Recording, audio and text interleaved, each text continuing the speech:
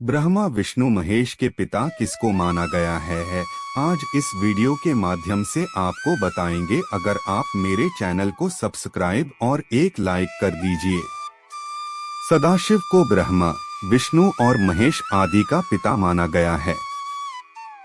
सदाशिव की शक्ति को प्रधान प्रकृति कहा गया है, जो बाद में अंबा नाम से प्रसिद्ध हुई। वह शक्ति अंबिका, पार्वती या सती नहीं कही गई है। उसको प्रकृति, सर्वेश्वरी, त्रिदेव जननी, ब्रह्मा विष्णु और महेश की माता, नित्या और मूल कारण भी कहते हैं। सदाशिव द्वारा प्रकट की गई उस शक्ति की 8 भुजाएं हैं। पराशक्ति जगत जननी वह देवी नाना प्रकार की गतियों से संपन्न हैं और अनेक प्रकार के अस्त्र शक्ति धारण करती हैं। पहले शिव थे रुद्र, वैदिक काल के रुद्र और उनके अन्य स्वरूप तथा जीवन दर्शन को पुराणों में विस्तार मिला। वेद जिन्हें रुद्र कहते हैं, पुराण उन्हें शंकर और महेश कहते हैं। वराह काल के पूर्व के कालों में भी शिव थे। उन कालों की शिव की गाथा अलग है। देवों के देव महादेव, देवताओं की दैत्यों से प्रतिस्पर्धा चलती रहती थी। ऐसे में जब भी देवताओं पर घोर संकट आता था तो वे सभी देवाधिदेव महादेव के पास जाते थे। दैत्यों, राक्षसों सहित देवताओं ने भी शिव को कई बार चुनौती दी, लेकिन वे सभी परास्त होकर शिव के समक्ष झुक गए। इसीलिए शिव हैं देवों के देव महादेव। वे दैत्यों, दानवों और भूतों के भी प्रिय भगवान हैं।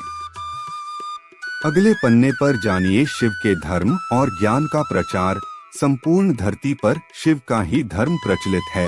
आदिदेव शिव और गुरु दत्तात्रेय को धर्म और योग का जनक माना गया है।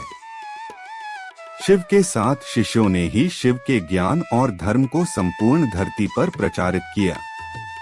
कहते हैं कि शिव ने ज्ञान योग की पहली शिक्षा अपनी पत्नी पार्वती को दी थी। दूसरी शिक्षा जो योग की थी, उन्होंने केदारनाथ में कांति सरोवर के तट पर अपने पहले 7 शिष्यों को दी थी। उन्हें ही सप्तऋषि कहा गया, जिन्होंने योग के अलग अलग आयाम बताए और ये सभी आयाम योग के 7 मूल स्वरूप हो गए। आज भी योग के ये 7 विशिष्ट स्वरूप मौजूद हैं।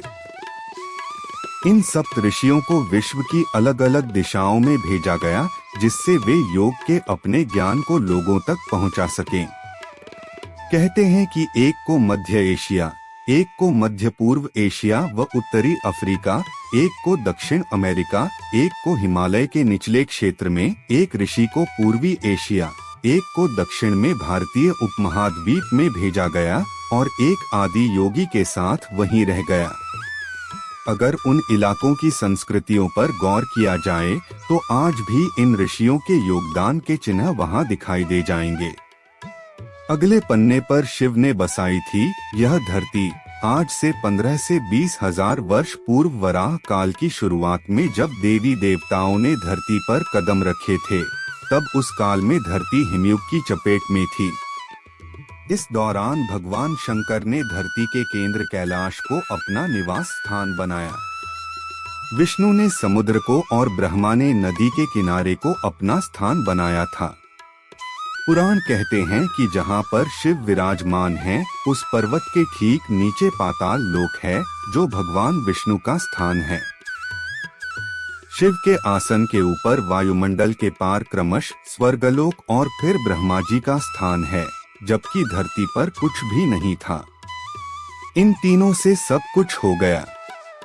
वैज्ञानिकों के अनुसार तिब्बत धरती की सबसे प्राचीन भूमि है और पुरातन काल में इसके चारों ओर समुद्र हुआ करता था।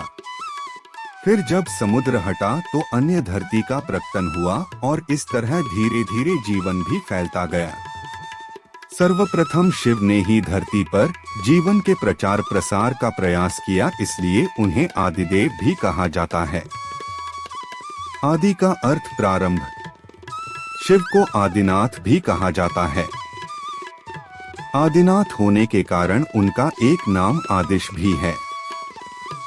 इस आदिश शब्द से ही आदेश शब्द बना है। नाथ